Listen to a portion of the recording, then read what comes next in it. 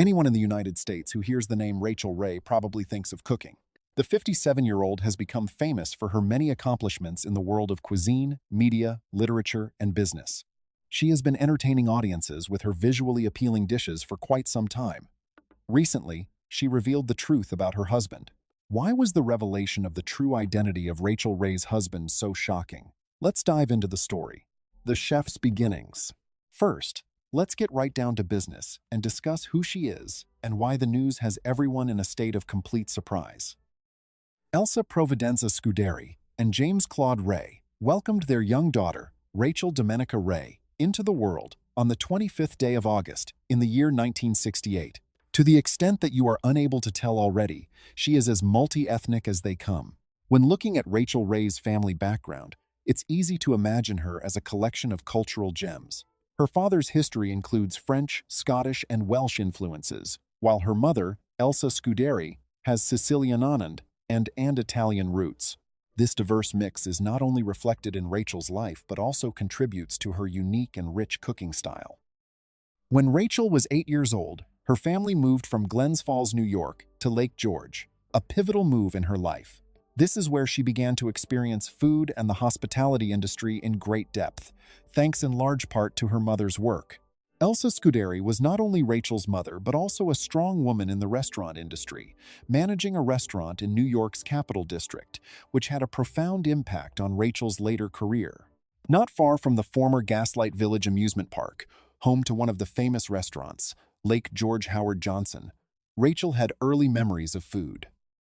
As a teenager, she worked at Sutton's Marketplace in Queensbury, where she began to develop her cooking skills and love for the food industry. Like any other teenager, Rachael had big dreams and ambitions, and one of them was to appear on television. While working at Sutton's Marketplace, she was not afraid to express her desire. She offered to do commercials for the company, which not only showed her confidence, but also her creative and determined nature. She has continued to promote the restaurant even after several years have passed, particularly the grilled raisin bread and cider donuts, which are her favorite baked items originating from the institution. Immediately following her graduation from Lake George High School, Rachael waited patiently and put money aside in order to be able to go to New York City. It was the year 1995, and she was employed at the candy counter located in the Macy's Marketplace. She had a satisfactory level of satisfaction with the position. But when Macy's attempted to add more responsibilities to her workload that were not initially included in the job description, she understood that it was time to make a speedy escape once more. Agata and Valentina is a specialized food store, and she ended up working there as a result of this circumstance. Rachael was seeking something that she couldn't quite put her finger on, but it appeared to be out of her reach. She was anxious for it. After a year in the city without any signs of popularity, Rachael decided to quit her job and return to her hometown. Although she didn't realize it at the time, this decision would open a new and promising chapter in her life. It was a second attempt, an important step in finding new opportunities.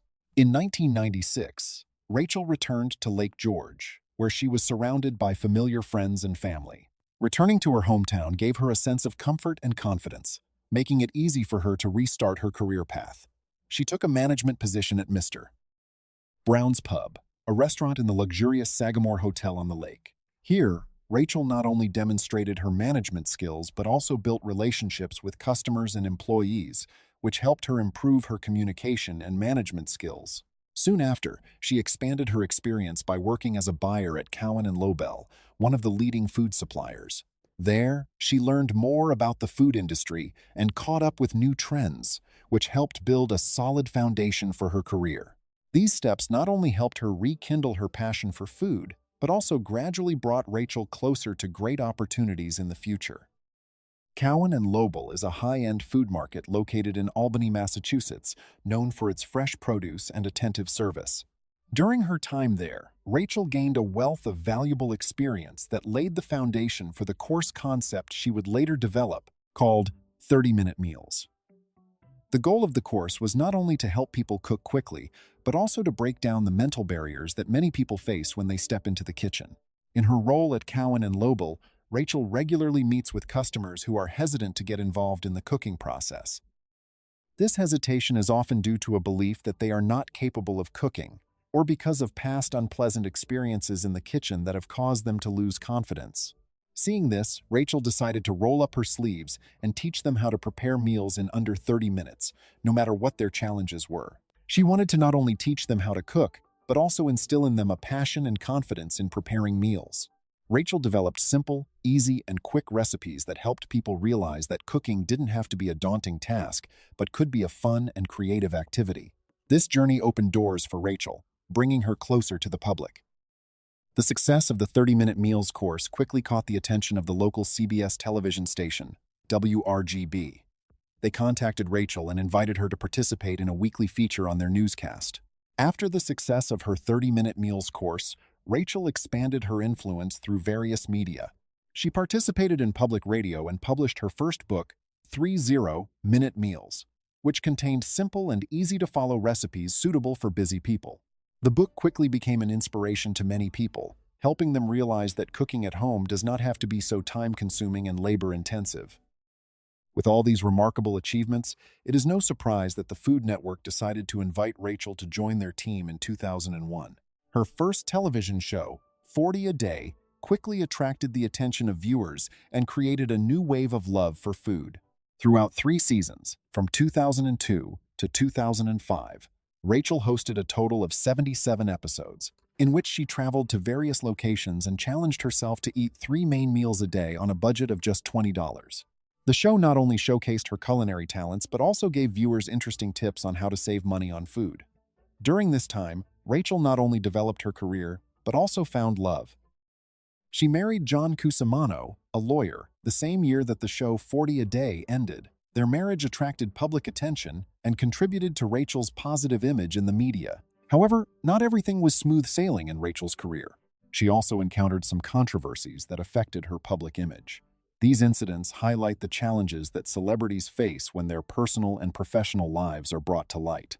Before we delve into the specific controversies that have occurred, let's take a look back at Rachel's remarkable achievements and explore how she overcame those obstacles to continue to shine in the culinary industry. Rachael Ray has had many memorable experiences, from family dramas to moments of being criticized for her appearance. It all started in her classes, where her quick and simple approach to cooking has attracted many students. What's more, her dishes can be prepared in under 30 minutes, a factor that makes Rachel's course very appealing to potential students. Some argue that this cooking method does not take into account the preparation time, as it is impossible for the ingredients to come together so perfectly, quickly. However, this is only one aspect of the problem. Over the years, a large number of famous chefs have lost the support of internet users, often due to inappropriate behavior. Mario Batali is a typical example, when in 2017, at the height of his career, he was accused of inappropriate behavior at work. By the end of 2022, he had successfully solved 2 cases and was acquitted in one of them. However, his reputation suffered. Rachel, on the other hand, did not care about that, because she was standing up for her friend, and that is when the argument started. Ray claimed that she was still on good terms with her Food Network star at the time. The issue was raised in a 2019 interview with National Public Radio. The interview acknowledged that Ray remained loyal to Batali despite the disagreement. This isn't the first time she's faced backlash from the public. There's a website where some people have shared their unfavorable views. Additionally, some of her colleagues, such as Martha Stewart, have also made comments in public statements. Martha made a point of criticizing Ray's inability to bake in an interview she gave to ABC in 2009. She then went on to speak out against the woman's most recent cookbook, which was published at the time. It seems that much of this criticism stems from the fact that she cooks in a simple and uncomplicated way. It seems that Emeril Lagasse and Rachael Ray have developed a close friendship, as evidenced by her frequent appearances on her show, Rachael Ray. In the culinary world, aside from the fact that she has yet to self-publish a cookbook, there is little that comes as a surprise to anyone who hears from Rachel. The fact that Rachael Ray has published over 20 cookbooks and hundreds of recipes, including the recipes on her website, on the Food Network, and in her publications, that number is in the thousands, a testament to her prolific contributions to the culinary field. It is not surprising that she would want to outsource some of the work that is being done. One can only imagine the shock her followers must have felt when they learned that she did not outsource some of the recipes. She outsourced all of the work. In 2012, the New York Times published an article titled, "I Am a Cookbook Ghostwriter," revealing that some celebrity chefs do not personally write recipes or cookbooks that bear their name. Rachael Ray was also mentioned in this article. In an episode of The Rachael Ray Show, she discussed this issue, saying that she tries to schedule time to write her cookbooks when she is at home with her family. This reaffirms her involvement in her work and builds trust with the public. However, she has admitted that she has received assistance from individuals who are responsible for organizing the book and putting in the final touches, such as a glossary. Bobby Flay was quick to help her out, stating in an interview with Today that he believes Rachael writes her cookbooks herself. He said he witnessed her doing so while she was filming her episodes. Most food-focused shows are not filmed in front of a traditional audience. Rachael Ray, on the other hand, was originally conceived as a daytime show, and a live audience is a necessary component for a show of this type. Given that she was not very happy and excited when the cameras were off, this was not a pleasant situation. Reviews received by TripAdvisor about the show's filming experience included a variety of responses. While there were people who had positive experiences during the filming, there were also other individuals who had less than satisfactory experiences. Because, in her opinion, the chef acted like someone who didn't want to be there and was constantly in a bad mood. One particularly unhappy viewer, who appeared on the show in 2019, expressed sympathy for Rachael's co-workers. This individual is a viewer and an audience. She doesn't understand why Rachael continues to work on the show if she doesn't enjoy the filming process so much. Most people who are informed about Rachael's marriage are curious about the same issue. The Happy Couple. Rachael's new podcast, which debuted in September 2024, has since brought almost everything right to the table. In addition to sharing anecdotes about her health issues, she's also told stories about her Sicilian grandfather who inspired her love of food. Most importantly, she's shared some surprising facts about her husband, John Cusimano. She made a pretty scary revelation in the first episode, which was that she doesn't trust people who are quiet. She then went on to explain to Jenny Mullen, her guest on the show, that she and her husband have never been able to find a moment of peace in their entire lives. The core issue is that they argue almost all the time, and she's convinced that this is completely healthy. It might seem a little strange for two individuals to meet at a birthday party rather than, say, a heavy metal concert, but honestly, what do we know? A birthday party thrown by a mutual acquaintance first brought Rachael and John together in 2001. It's important to note that she is 5 feet 3 inches tall, while her husband is just an inch taller at 5 feet 4 inches. He likes to add that the party where they met was packed with tall people, and they both noticed each other in the sea of people. This is something he likes to include in the story of how they met. 2 years later, at Castello di Vallona in Tuscany, they were married and became husband and wife. In the years since, the couple has split their time between the Adirondacks in New York and Italy due to their affection for the Western European country. While some have questioned the extent to which their relationship seems reasonable, it is clear that Rachael is having the time of her life. They also have a strange way of communicating. They seem to understand each other. Although there was a report in the tabloids that Cusimano was unfaithful to Rachael while they were married, Rachael finds it funny to deal with this issue. Rachael Ray is the type of girl who likes to keep her private life out of the public eye. So many suspect that there is some kind of cover-up while they try to figure things out privately. It would be reasonable to assume that after 20 years together, there would be at least one little Rachael or John running around, but the couple has decided not to have any children of their own. Rachael believes that she cannot be a good mother because she works too much. She even believes that she is a bad mother to her dog Isabu on certain days because she is away from home so much. In her opinion, if she tried to have a baby at this time and balance parenthood with everything else she has going on, she would not be able to do it successfully. It seems that John is quite happy with that as well. Although he spends most of his time performing as the frontman of his band, Cringe, he is also extremely skilled in many other areas.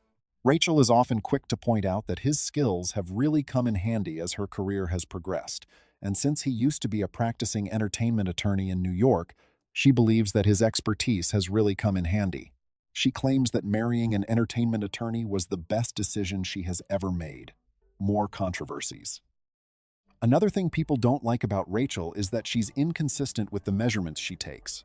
The fact that she's essentially single-minded in her approach to cooking isn't explained by the fact that she's said that her Sicilian grandfather and Cajun ancestors both had a significant impact on her food. Rachael seems to feel that the creative and hands-on process involved in cooking is diminished by the use of measurements. Instead of using exact measurements, she prefers to make estimates like half a palm full or a two-pan swirl. When faced with comments about her shortcut approach, her default response is that she's never had any formal training and isn't qualified for any of the jobs she's ever held. Additionally, she's very keen to point out to people that while she's talented in the kitchen, she's not a chef.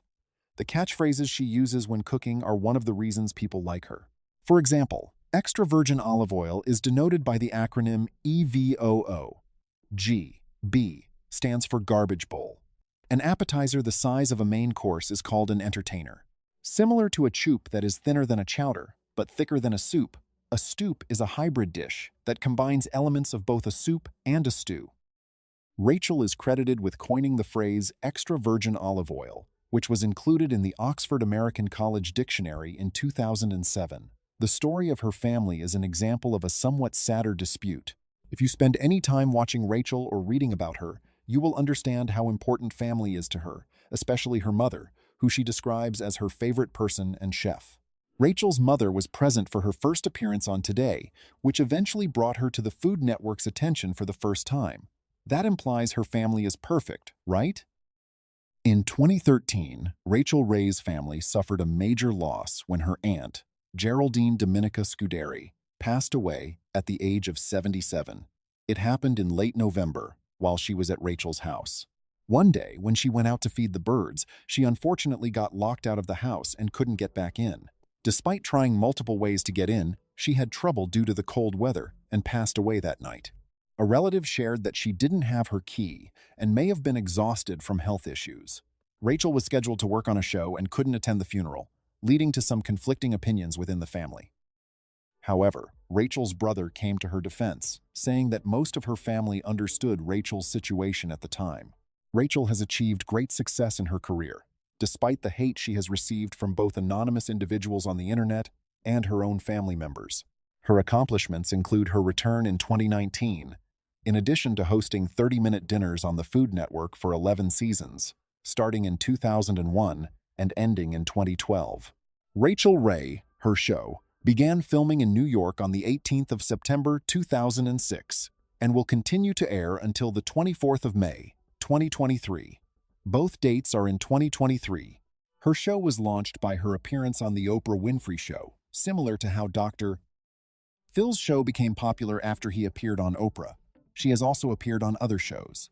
After Rachael Ray ended, the celebrity chef released a statement in which she stated that although people primarily knew her for her passion for food, there was much more to her that she wanted to share with them. Shortly thereafter, on the 12th of January 2008, the Food Network debuted her television series, titled Rachael's Vacation.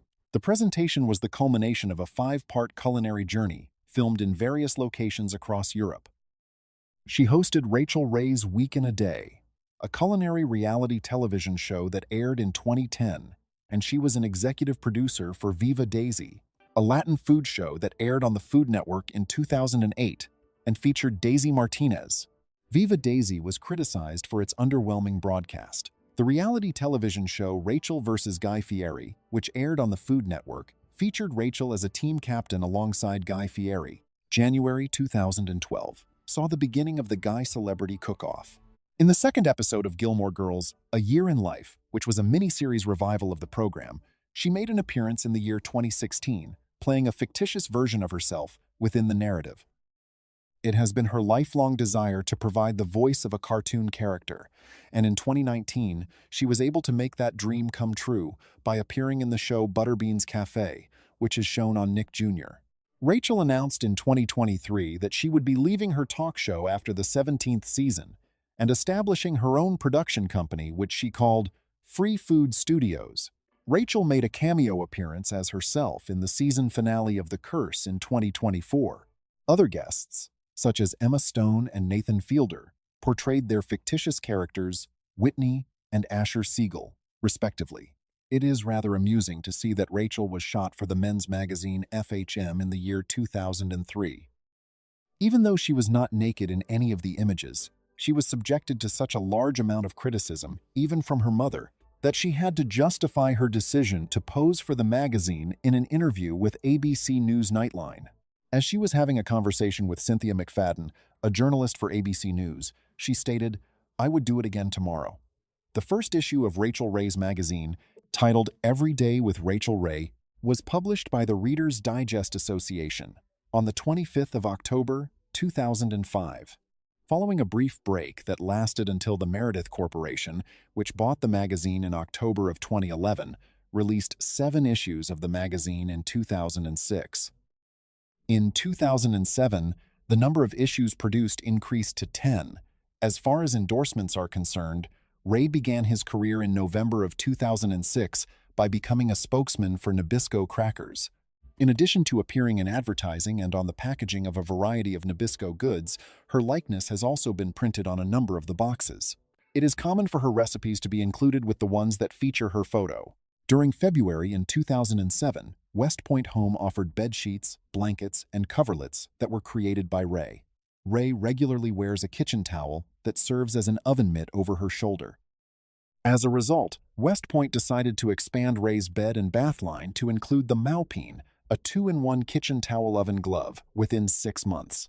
Ray was revealed to be a celebrity ambassador for Dunkin' Donuts in March of 2007, particularly for the company's coffee, despite the fact that she had previously denied having the ability to make coffee. In the past, she revealed that she is unable of baking or cooking due to the fact that she essentially estimates measures. During the course of a marketing campaign, Ray describes the coffee produced by the firm as fantastic. In May of 2007, the Rachael Ray Recipes on the Run function was implemented on AT&T mobile phones, making it possible for customers to access Ray's assortment of recipes. July in 2008, Rachael introduced her Nutrish pet food, which was not a particularly good event. She developed the recipes for the dog food that she feeds to her pit bull, Isabu. She is always extremely outspoken about her passion for dogs, and she enjoys bringing attention to Isabu on her shows and in her magazine. She has always been quite public about her love for dogs. Not only did the company want to provide your dogs with items of superior nutritional value, but it also contributed to the funding of the Rachael Ray Foundation by donating a percentage of the proceeds from the sale of the food to assist animals that are in need. Rachael Ray has faced some challenges with her dog food brand. In 2018, an initial complaint was filed alleging that the product contained unnatural ingredients. However, this complaint was initially dismissed for lack of specific information. The complaint was later amended and refiled but was dismissed again. Rachael's legal team has been working diligently to address these complaints. In 2020, another individual filed a new lawsuit, alleging that there were discrepancies between the advertised and actual ingredients. Specifically, the complaint claimed that the product contained significantly more ingredients than the description of only 6 ingredients. In another complaint, the product was alleged to not be as nutritious as advertised. However, this complaint was also dismissed for lack of specific evidence. Morbid facts. At first glance, Rachael is recognizable to many people in the United States, whether they are foodies or Food Network watchers. In addition, many people can recognize her distinctive voice. She will tell you how she will get dinner on the table in 30 minutes or less, and you will notice a certain characteristic that is difficult to imitate and sets her apart from a group of other famous chefs. On the other hand, the difference in her voice may stem from the illnesses she suffered from as a child. Ray has previously revealed to many news outlets that she has struggled with her voice since she was a child and that she was born with weak vocal cords. In addition, she has highlighted several cases of laryngitis, a common form of the disease in children that causes the upper airway to become blocked, leading to coughing and difficulty breathing. In addition, she has mentioned on several occasions that she has lost her voice. Additionally, when she visited her doctor to address her concerns, she was advised to do throat exercises and stay away from irritants like coffee. This may explain why she never learned how to make coffee. As for her vocal cords, Ray needed surgery. The National Enquirer published a story in 2008 that spread the news that Rachael Ray would need surgery to remove a tumor, forcing her to stay out of the public eye for several months. The publication then published another story in which a source informed the National Enquirer that Ray had a tumor on her vocal cords that would likely require radiation. The source also mentioned that there were cancer cells in the tumor. Fortunately, however, the allegations turned out to be completely untrue. However, this does not mean that Rachael is completely healthy. After the National Enquirer article was published, Ray's representative informed the public that she had undergone vocal cord surgery, but the procedure was only performed to remove a benign cyst. The spokesperson also stated that Rachael was the embodiment of health, that she had no symptoms of illness, and that the surgery would not affect her work schedule except that she would have to take a week off. Despite her surgery in December 2008, her Food Network shows continued as scheduled. However, she encountered some challenges in her life, which is not uncommon in New York City. She began her career in the hospitality industry by returning to New York's Adirondacks, where she began managing restaurants at the luxurious Sagamore Resort on Lake George. This was one of the main reasons for her return. At the very least, it was best to stay safe in her hometown. Despite returning home, she continued to experience other hardships, starting with the fire in 2020. This is the event in her life that has garnered the most attention to date. Over a decade ago, Ray was involved in the design and construction of a home in Lake Lucerne. Unfortunately, the home was affected by a chimney fire and had to be evacuated immediately. When Ray began the process of rebuilding her home, she made an effort to make her new home, including the furnishings, as close to the home she had previously lived in as possible. This was because the fire had cost her many valuable possessions. Additionally, she made several modifications to the new home to better protect it from potential future damage, such as installing a tin roof. Not only did she rebuild her Adirondack home, but she also purchased a villa in Tuscany, Italy in 2021. The renovation of the estate was documented in a short series called Rachael Ray's Italian Dream House, which is currently available on Hulu. Rachael Ray's Rebuild is another of her series that focuses on homes. However, this particular show is geared towards supporting others who have experienced a tragedy similar to hers. In September 2021, Rachael faced a major challenge when Hurricane Ida hit New York City. While the post-tropical storm did not quite meet the criteria for a hurricane, it caused millions of dollars in damage and severely impacted many areas, according to the New York City CDBG Disaster Recovery Center. The storm damaged about 3% of the city's structures, including celebrity chef Rachael's home. According to Rachael, the home Rachael had recently restored was affected by Hurricane Ida. Additionally, when a repair crew tried to assess the problem, they accidentally damaged a water line, flooding the apartment and the entire building. By the time the 2021 holiday season rolled around, Ray had returned home for Christmas and was putting up her decorations on Rachael Ray. Rachael's ability to continue to stand up for herself and pursue her ambitions is commendable, especially considering the fact that she has endured a series of hardships. Even though others have questioned her decisions and her marriage, she has remained confident and held her head high. Being in a relationship with someone who is on the same wavelength as you is beneficial. Now that the truth about Rachael Ray's partner has been revealed, what do you think about the rumors that are circulating? Post your thoughts in the comments section below. For more fascinating stories about your favorite celebrities, be sure to like and subscribe to this channel. If you found this video interesting, skip to the next one that appears on your screen.